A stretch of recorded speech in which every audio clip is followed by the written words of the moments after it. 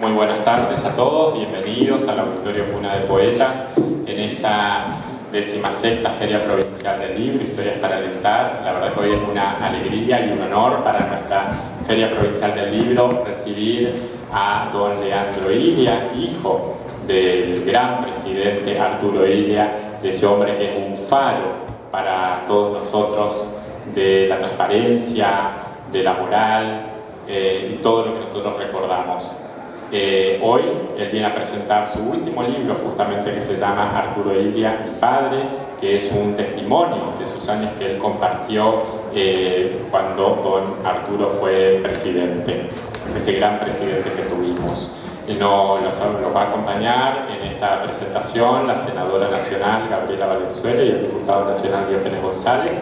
Y aprovechamos también desde el Instituto de Cultura para agradecer a la senadora nacional Gabriela Valenzuela, que integra la Comisión de Cultura y Educación del Senado, que nos ha propuesto esta presentación. Así que bienvenido a Corrientes.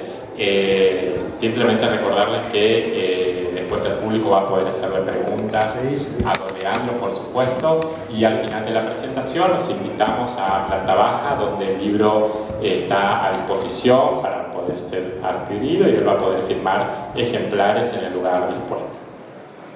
Muy bien. Bueno, muchísimas gracias. Buenas tardes a todos. Gracias al Instituto de Cultura de la provincia, en el nombre de su presidente, Lourdes Sánchez. Bueno, a Ramón Blanco, quien es un amigo, quien también nos brindó la posibilidad de poder estar acá. Y gracias a todos ustedes, porque para aquellos que abrazamos o elegimos la política como profesión, como estilo de vida, y los que venimos a través de la formación, ¿no?, de los ideales del partido, la Unión Cívica Radical, uno de los máximos exponentes para nosotros, un gran hombre, quien nos legara todo aquello que fue, y como presidente nos dejó Arturo Hipólito, ¿no? No, Arturo Humberto. Vos sos Hipólito. Sí, Nacho. Humberto Ilia, que nos marca a cada uno de nosotros, los dirigentes, quienes tomamos como referencia a él, y que hacemos de esta vida en la política con esos valores que nos dejó, que es la honestidad, la humildad, toda esa enseñanza que nos dejó a través de su gestión y de lo que él fue como dirigente, como político, como militante, pero por sobre todas las cosas también como ser humano, su persona íntegra en todo sentido, que nos marca y nos conduce en la vida. Creo que es el mayor referente y tomamos desde su ejemplo y hacemos honor a su legado. Y lo tomamos y lo practicamos, porque digo que los dirigentes tenemos que tomar desde el ejemplo y practicarlo, hacerlo, no tomarlo con la palabra nomás y tomarlo como ejemplo, sino practicarlo. Y eso es lo que tratamos de hacer nosotros. Así es que, bueno, como disparador, porque acá el tiempo corre y lo que queremos escucharlo es, obviamente, a quien viene a representar lo que es Leandro Hipólito Ilia, quien, como lo dijo Ramón, viene a presentar su libro y que nos cuenta las anécdotas o las vivencias de él desde su gestión y como padre. Así que la verdad es que es un libro que realmente nos deja mucho y nos interpela también a los dirigentes, porque creo que es importante todo el momento cuestionarnos si es que realmente estamos haciendo eso que él tanto hacía o quería. Pero también quiero dejar algo que es bueno mencionar, porque Corrientes se caracteriza por eso. Muchos dirigentes, no sé si llevándose desde ese ejemplo, desde él, pero practicamos mucho. Desde la ejemplaridad de él. Médicos que solidariamente salen a atender de manera solidaria y con su entrega, creo que eso marca también desde el interior que todavía practicamos esos buenos valores. Y la pregunta es que si se puede hacer política desde la ética y desde la gestión con valores, ¿no? Pero no me contestes, seguramente vos vas a seguir ahora en tu elocución. Y ahora le quiero dar a Diógenes González, diputado nacional, quien gentilmente también, por supuesto, y a quien agradezco que me esté acompañando en este diálogo. Bueno, buenas noches. Es un placer estar aquí, agradecer también al Instituto de Cultura, a Gabriela Valenzuela, que generosamente me permite participar acá como panelista, digamos, que está tan de moda ese nombre, a todos los amigos, militantes y amigos que están aquí presentes en lo que es rescatar la figura de Arturo Illia. Estoy muy contento porque yo leí el libro, me lo leí en 3 días, me lo fagocité en 3 días, y realmente las facetas humanas, las facetas de la economía, los acuerdos económicos con China, la mirada geopolítica sobre los acuerdos con Chile. Realmente hay cosas en las que pensé que sabía mucho de Illia, pero no, obviamente que no hay que seguir estudiando. Así que los invito a todos a que se hagan de esta herramienta, que disfruten ahora que nos va a hablar Leandro, pero es justamente lo maravilloso de un libro que nos permite hablar con el pasado e interpelarnos, como dice Gabriela, sobre el presente, ¿no? Así que es realmente formidable. Así que bueno, te queremos escuchar, Leandro, y después vamos conversando. Muchas gracias. Sí. Bueno, muchas gracias, Gabriela, por esta invitación, a vos también, a todos los que han tenido una participación, la cultura, que ha tenido una participación en que yo pueda estar acá esta tarde. Así que para mí es un placer, un gusto, y además volver a Corrientes. Para mí volver a Corrientes es como volver a la luna. Hacía muchos años que no estaba en Corrientes. Y me impactó muy positivamente Corrientes. Todo lo que se ha modernizado Corrientes, todo lo que ha adelantado Corrientes. No he tenido una evaluación así circunspecta, pero en general acá me han hecho ver todo lo que está haciendo el gobierno de la Unión Cívica Radical por Corrientes, ¿no? Así que bueno, para mí ha sido un gusto venir, una obligación venir y una responsabilidad venir. El libro tiene varios vericuetos el libro. Quiero compartirlo con ustedes porque tienen que saber ustedes esto. Esto nace más o menos hace 4 años. Yo estaba en China, viví en China, y me puse a reflexionar profundamente porque yo tenía una especie de deber moral con mi papá. ¿Cuál era el deber moral? Hablábamos mucho. Y yo le decía, mirá papá, todo lo que has hecho vos, todo lo que has hecho en tantos campos, publicalo, escribí y publicá. No, hacelo vos. Decía, era a mí. Digo, no, yo puedo ser testigo. El artífice fundamental sos vos. El artífice sos vos. El protagonista de la historia sos vos, no yo. Bueno, y yo traté de hacer una síntesis un poco de la presidencia, de toda la presidencia, pero en sí mismo una síntesis de su vida, de su coherencia, de su valentía, de su estrategia, de su conocimiento. Él era esencialmente un filósofo neocantiano, diríamos, es decir, el humanismo, ¿no? A él lo invadía el humanismo, era un humanista, con sus peculiaridades, como todo hombre, con sus peculiaridades. Tenía en su personalidad, yo les digo a la gente siempre cuando voy a hablar, si ustedes me dicen a mí, ¿vos lo conociste a tu papá totalmente? Y yo les diría que no sé si yo lo conocí totalmente, a pesar de que yo conviví con él, ¿no? Porque era un tipo muy singular, era un tipo muy callado, muy reflexivo, ahondaba en los problemas, conocía perfectamente lo que pasaba en el mundo, estaba totalmente actualizado, y acá lo dibujaba con la palomita en la cabeza, que después a mí me pidieron disculpas. Le digo, a mí no me pidan disculpas a la historia, porque hay que hacer la historia. Ya la historia, lamentablemente, ustedes la han realmente tergiversado la historia. Y la tergiversan en la medida de que no cuenten la verdad sobre el gobierno, ¿no? Contaban cosas que no eran ciertas. Por ejemplo, el negarlo a él, el negar la obra de él. ¿Por qué no publicaban la obra de él? No lo publicaban adrede, porque no se podían ver ellos mismos en esa situación. ¿Qué hubiera pasado si don Arturo no hubiera cumplido todo lo que prometió? Todo lo que prometió en la plataforma electoral del partido, todo. No hay un solo, por eso tenemos siempre el libro, para comparar si hay algún tipo de discrepancia con alguno de los electores, y lo comparamos.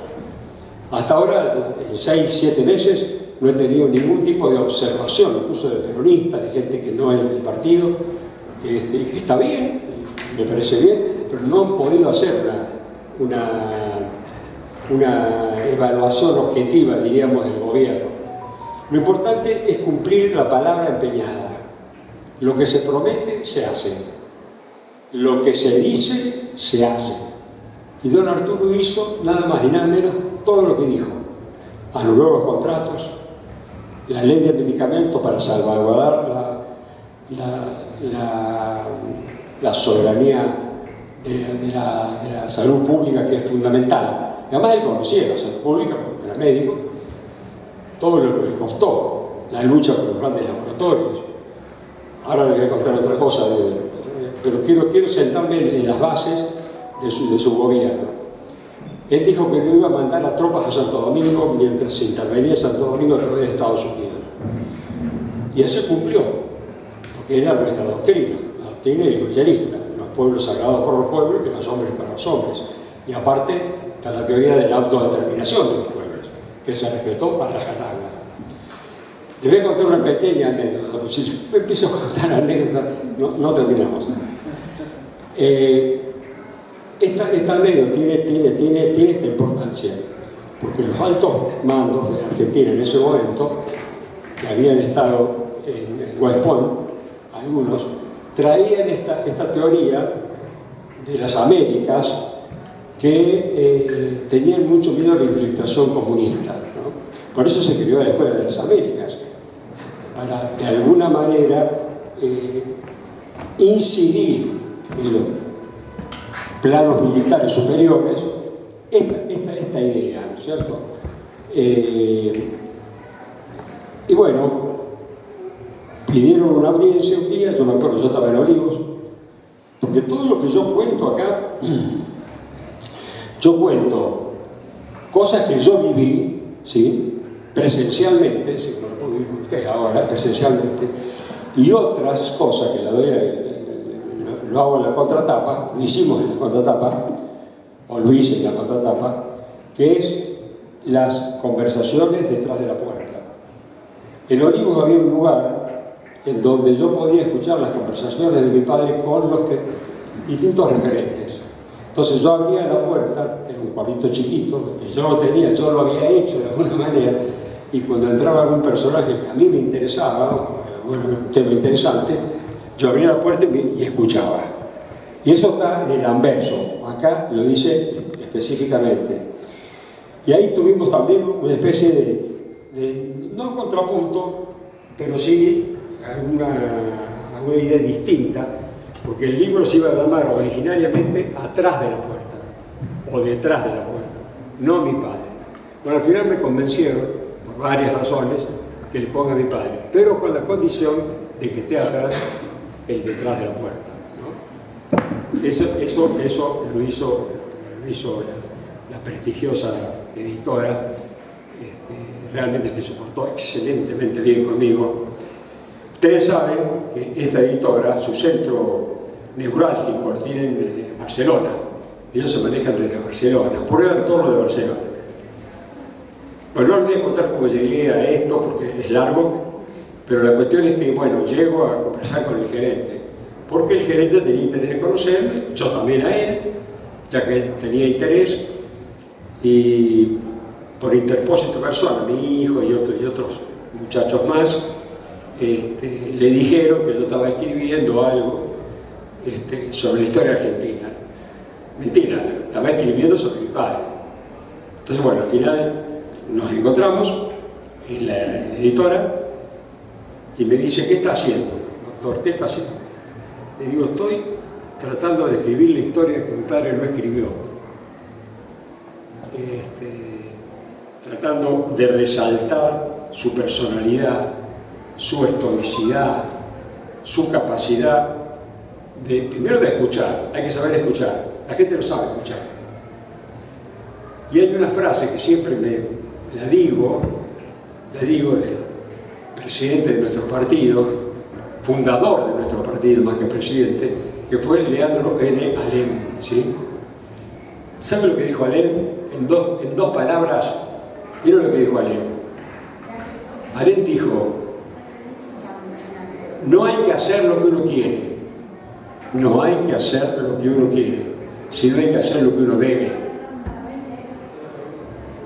Esas dos frases, esas frases, tienen interpretaciones hasta psicológicas. Yo lo he conversado con psicoanalistas. Tiene una democrática y totalitaria, simultáneamente. Y mi padre era un democrático por antonomasia. Esto es muy interesante, desmenuzar, porque los dirigentes del partido, discúlpenme algunos, pero los dirigentes no conocen estas cosas. No conocen la interpretación de estas cosas ni analizan qué es lo que quiso decir alguien en ese momento histórico, ¿no? No quiero volver a la historia, quiero resaltar conceptos filosóficos en la cual está perfectamente establecido lo que dijo Alem.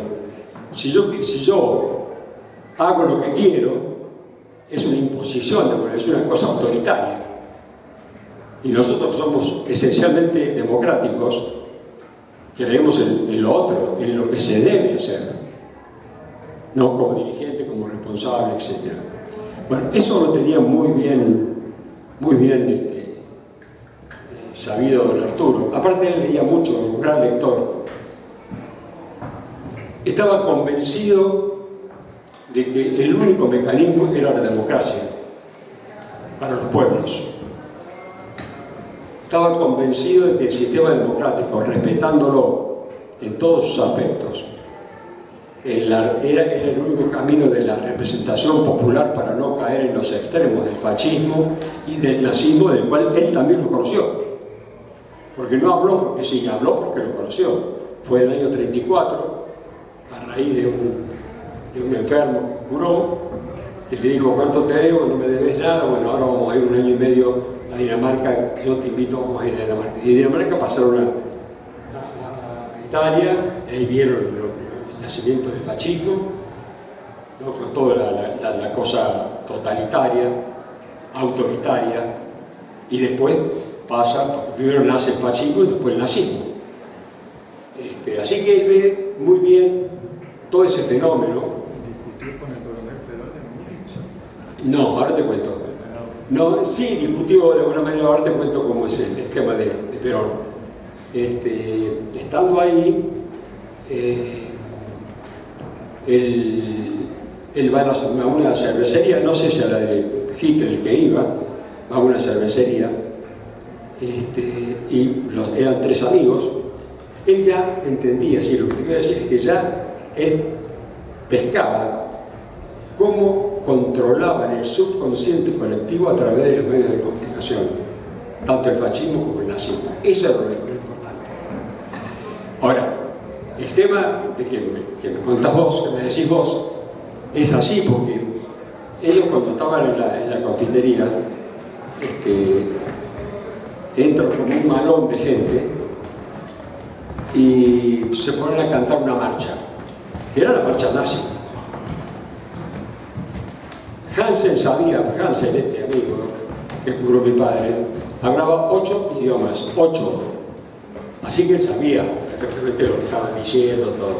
Pero cuando entraron todo el mundo se paró y mi padre les dijo, mi padre era muy valiente, cosa que no se conoce acá. era muy valiente. Fíjense la valentía que tenía. Por ejemplo, en este hecho que voy a contar ahora. Todos se pararon, él no se paró. Él le dijo, no se paren. Terminó a cantar la marcha y se apresionaron 5 personas, 5 o 6. Y dijeron, ¿por qué ustedes no se pararon? No, nosotros somos argentinos. Quisieron un poco, qué sé yo, evadirla, ¿no? La responsabilidad.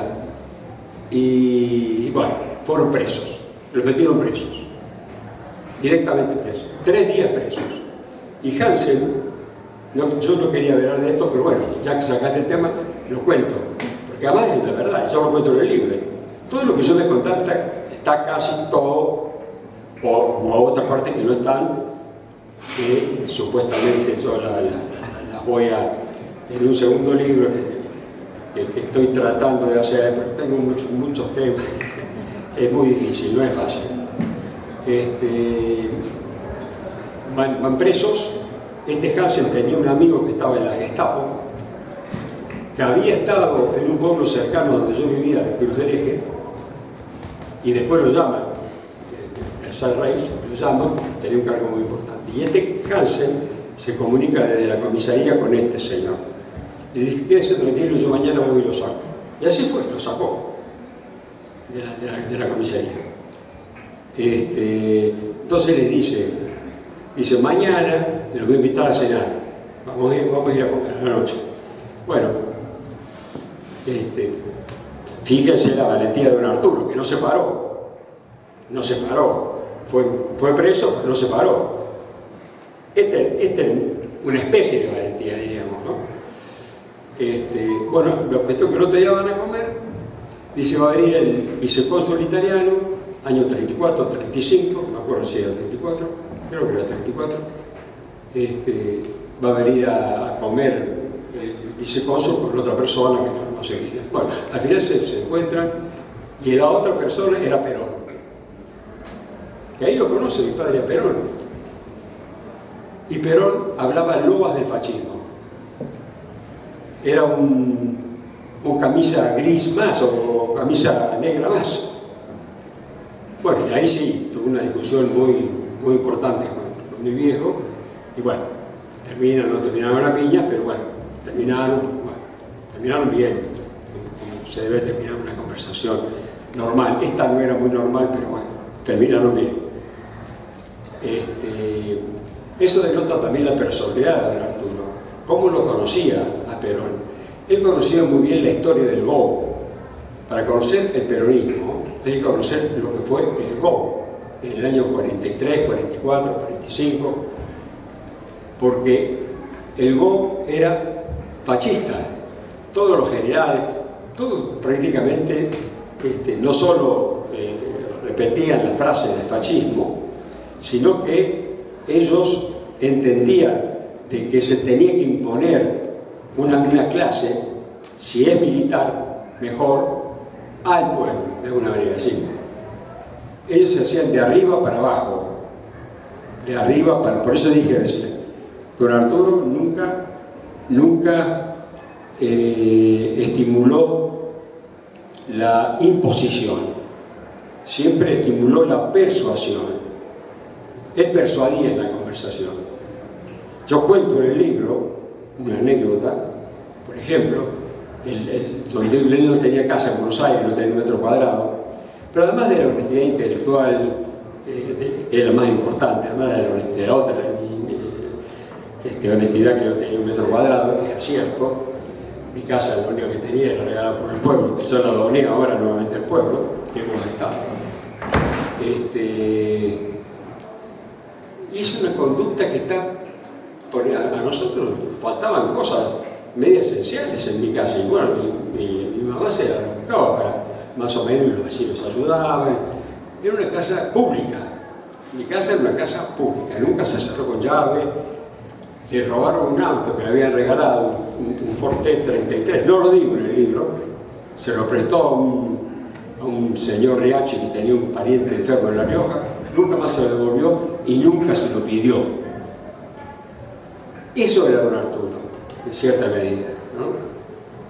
además de su valentía, su gran valentía. Les voy a contar una anécdota que no está en el libro. Entonces quiero contar cosas que no están. Si ustedes van a leer el libro, van a encontrar repetidas cosas. En el año 43, mi padre era vicegobernador de la provincia, con Santiago del Castillo.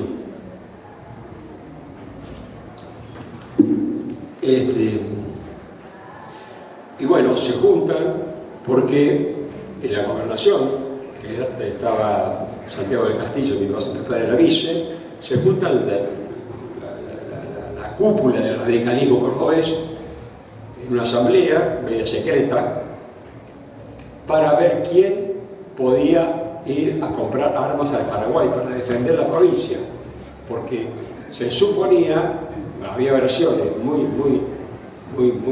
parece contundentes, de que se intervenía en la provincia. Entonces, para defender la provincia había que comprar armas. ¿Y dónde comprar armas? En Paraguay. En Paraguay. ¿Y quién se prestó a ir a Paraguay? ¿Sabe quién se prestó a ir a Paraguay? Se levantó y fue a Paraguay, mi viejo. Se camufló, y era vicegobernador, se camufló, fue y compró armas para el gobierno de Córdoba. Y gracias a Dios después no se intervino, no tuvo que usarse las armas, pero estaban preparados para las armas, como estuvieron preparados para la revolución del 55. Hay que decir la verdad, ante la tiranía, Córdoba fue la que hizo punta de lanza, y el radicalismo en particular, porque el peronismo fue una verdadera tiranía, realmente. Si vos tenías que ser algo, tenés que afiliarte. No puede ser, ¿por qué me voy a afiliar yo? Culminadamente afiliarme. Y eso lo vivíamos. Permanentemente los pueblos se vivían. Por eso es muy importante cuando uno trata de detallar una conducta, ¿cuál es esa conducta? ¿Es transitoria? ¿Es permanente? ¿Se hace en el más alto cargo o en el cargo más bajo? Don Arturo nunca cambió, nunca. Es decir, la presidencia no lo modificó para nada. Él seguía con su línea, su estrategia. Por eso hizo una cosa fenomenal para el país, que fue hacer el convenio con China. Cuando hace el convenio con China, que vos lo dijiste de alguna manera, yo esa noche, mi viejo le dice al secretario de Agricultura, que era Kugler, le dice: usted va a ir a un congreso en Paraguay, en Paraguay, Centroamérica, que lo hacía la Organización de Naciones Unidas para la Alimentación. Entonces, le dice: si lo ve a José de Castro, dígale que yo le invito al país. Bueno, el secretario de Agricultura después me dijo a mí que no sabía para qué lo iba a invitar. Por si el tipo le decía: ¿para qué? Y él no sabía, él le dijo que el presidente lo invitaba, nada más. Bueno, se portó muy bien, vino, lo recibí yo en Olivo esa noche, lo cuento en el libro, porque mi mamá no estaba enferma, estaba haciéndose tratar en Córdoba, así que estaba el secretario de Agricultura, mi padre, yo, ahí, protocolarmente haciendo las cosas ahí, viendo los mozos, y José de Castro. Y más o menos la conversación empieza así: dígame, José de Castro, le agradezco, bueno, todas las cosas protocolares, dígame, China en ese momento, en ese periodo, yo le digo porque me he cerciorado ahora cuando fui la última vez, fue una sola vez a China, iba a ir antes, después no fui. Cuando fui ahora a China, sabía perfectamente lo que había hecho mi padre, porque la estrategia de mi padre era, y decía, que los países del futuro para América Latina, no solo para Argentina, para América Latina iban a ser los países asiáticos. Y tal cual, la India, China, África, le vendimos carne a África. Bueno, la cuestión es que a José de Castro se habló, bueno, y muy sinceramente, le dice: bueno, y nosotros que no teníamos relaciones diplomáticas con China, no había nada, no estaba en naciones que reconocíamos como Naciones Unidas, todavía. Y dice, vale, ¿podremos comercializar con China? Es la pregunta que le hace, ¿no? Y le dice, pero por supuesto que pueden comercializar con China. Le dice mi padre, ¿no? Por supuesto, y la contestación fue esa. Y le dice, ¿y pagará China? ¿Pagará China? China, le dice José de Castro a mi padre, China no solo va a pagar una cosecha de grano, en ese momento estaba el yuyito, había el pite, cebada, trigo, seveno, centeno, bueno, no me acuerdo de los productos, lo digo ahí porque lo estudié todo nuevamente. Y se lo va a pagar a través de su agente financiero. Fíjense lo que les cuento, de su agente financiero. ¿Cuál era el agente financiero en el año 64 de China para el mundo? No tenía casi relaciones diplomáticas, China. Con América Latina casi no tenía, como les digo, y comercializaba muy poco con África. Entonces dice, véndale que se lo va a pagar a través del Banco de Londres de Hong Kong, que era una colonia media china y media independiente, Hong Kong, el Banco de Londres de Hong Kong. Ustedes saben que he tenido en la dominación inglesa muchos años, por el opio, etc., en China. Entonces, el agente financiero de Mao, no estoy hablando de Mao, era el Banco de Londres de Hong Kong. Entonces le dice a mi padre, se lo va a pagar en libras esterlinas, al contado, y yo voy a hacer, con mucho gusto, si usted me pide, presidente, el nexo que a mí me quedó de la época de que yo estaba en la reforma agraria china. Y así fue, para hacerlo muy sintético. Acá está más desarrollado. Así fue, y al mes y medio, más o menos, le habla José de Castro y le dice, yo ya he hablado con las autoridades pertinentes que se encargan de este rubro, que están totalmente satisfechos y contentos porque necesitaban la materia prima nuestra. Mi viejo sabía que la necesitaba. Ahora estos que están acá no saben nada, no tienen ni idea del mundo, hay que conocer la Argentina, hay que conocer... Bueno, son muchas cosas simultáneamente. La cuestión es que se hace la exportación. Se hace el convenio, año 64, al mes y medio se empieza a exportar. Pero acá había un problema, que quiero que ustedes lo conozcan. Un problema muy serio, que mi padre hace estudiar a través de la Facultad de Ciencias Económicas, que estaba Julio, no me acuerdo el apellido ahora, pero después se los digo, que no era radical ni mucho menos, pero un técnico de primera magnitud, que colaboraba con el equipo económico, que hace el plan de desarrollo, que ya estaba, incipientemente estaba Carranza, no me puedo acordar el nombre de Julio, pero ya me va a salir. Él también ayuda, la facultad interviene y ayuda en establecer el precio de la tonelada de cualquier producto para que sea redituable al productor. Porque lo que quería mi viejo era pensar a largo plazo, siempre pensaba a largo plazo, no pensaba a corto plazo únicamente, a largo plazo, corto, mediano y largo plazo.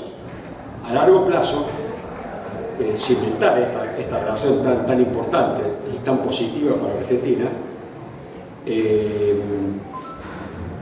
en donde realmente cuando se hace el tema, ya se establece, el gobierno decide nomás hacerla. Estoy tratando de acordarme del apellido, porque no me gusta no decir los apellidos. Bueno, ahí lo debo tener, ahí lo debo traer. Le piden una audiencia, es así que yo lo digo en el libro, esa sí la escuché detrás de la puerta, no libro, porque se había establecido, no era Julio Olivera, pero era un parecido, se había establecido el precio para el pequeño y mediano productor de Argentina de 8 pesos. 8 pesos. Y bueno, los grandes exportadores cuando vinieron, le cuestionaron ese precio.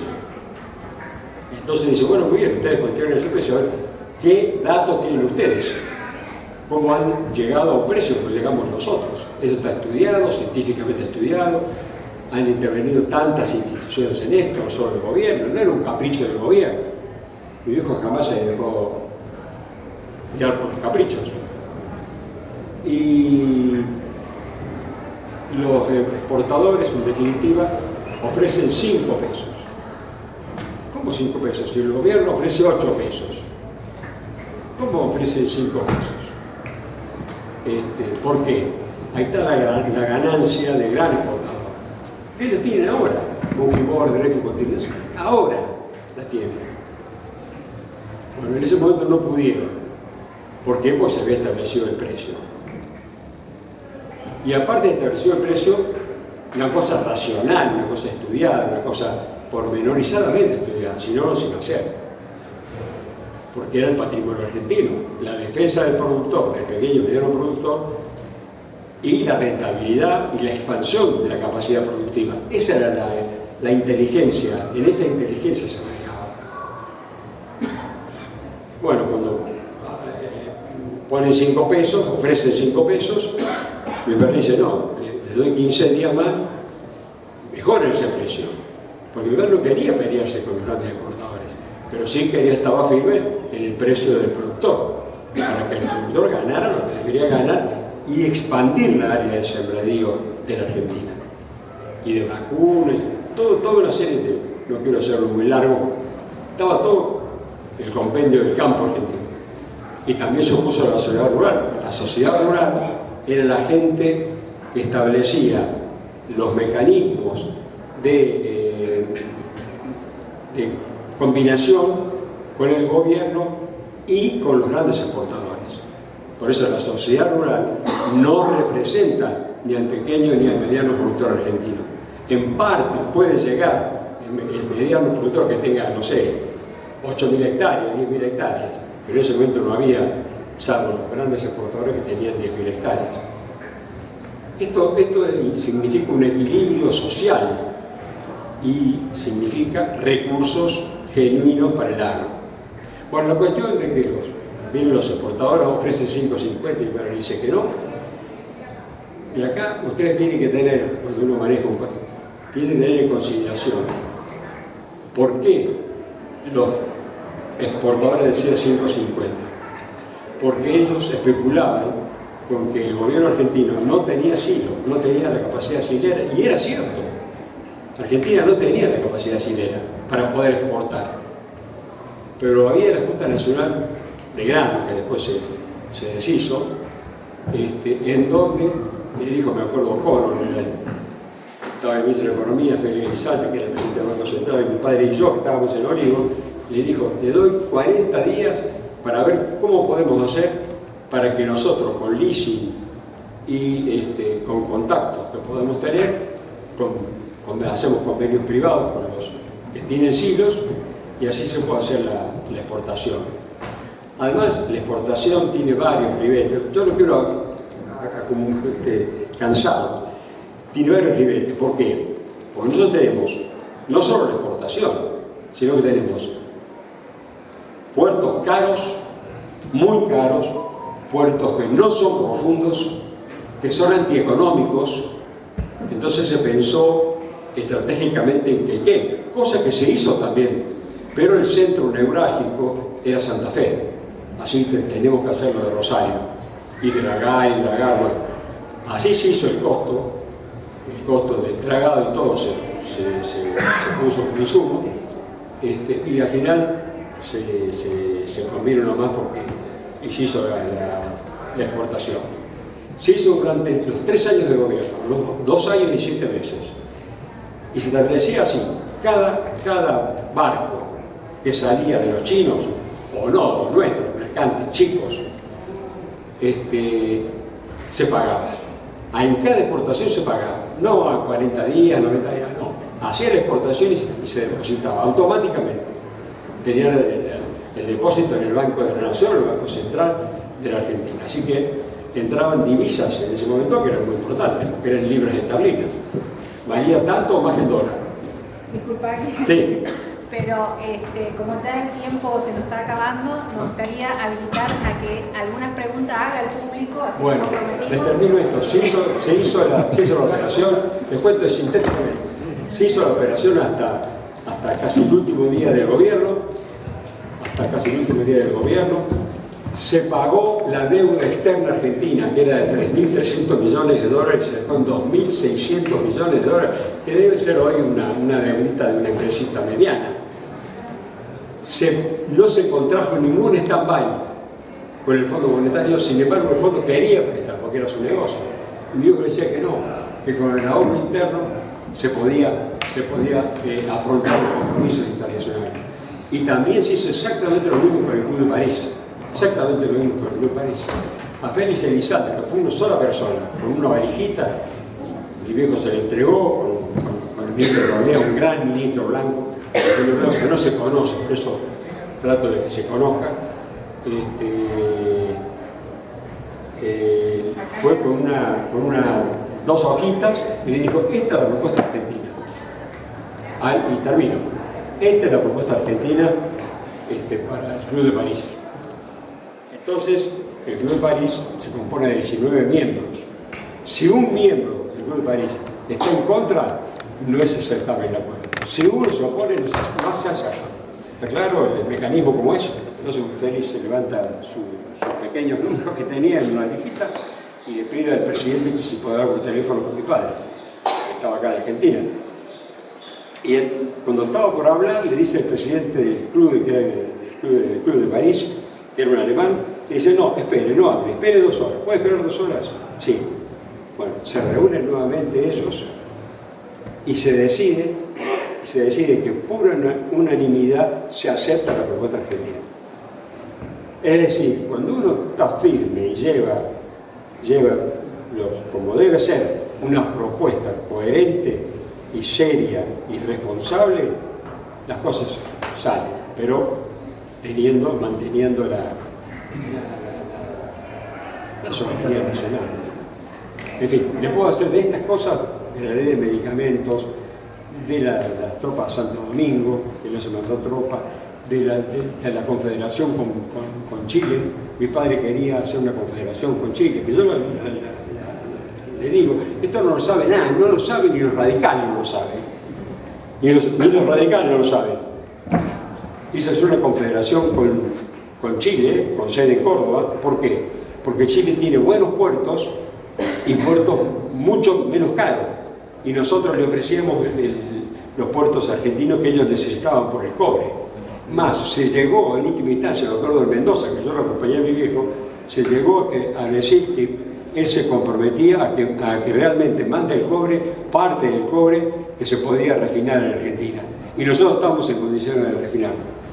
Hasta eso se llegó a hacer. Y después se perdió todo. Fíjese lo que pierde Argentina, esa posibilidad histórica que pierde Argentina. Y no digo el nombre de Malvinas, en el 2065 se hubieran evitado, ¿cuántas muertes se hubieran evitado?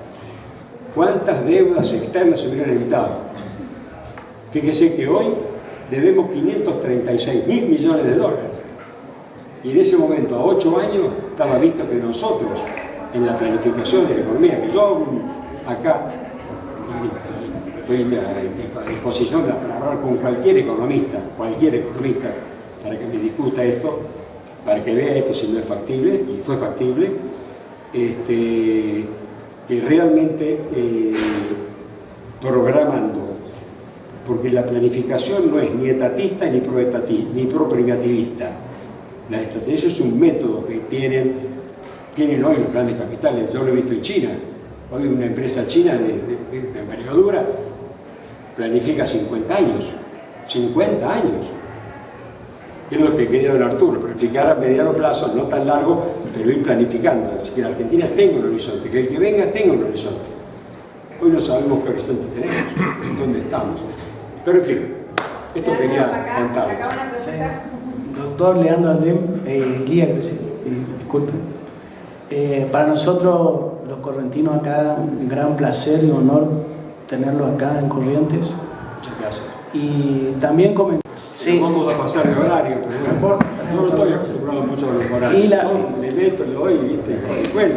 Claro, y la pregunta Sí, cuéntame. que me toca, digamos, también, es decir, siempre quise saber un poco más de eso, porque la actividad que tenía su padre de atender, conocemos la historia, estudiamos bastante, por supuesto, ¿no? Y no especulás con el hombre. Hay algunos médicos que sí especulan con el hombre. No especulan. Entonces, esa es la verdadera vocación que tiene. No la especulación del bolsillo liviano, del plata. El viejo nunca lo determinó el plata, te lo dije, se lo dije. Y nosotros pagamos las consecuencias.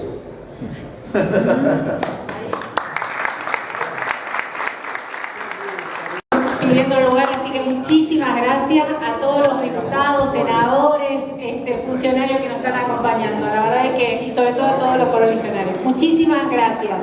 Muchas gracias.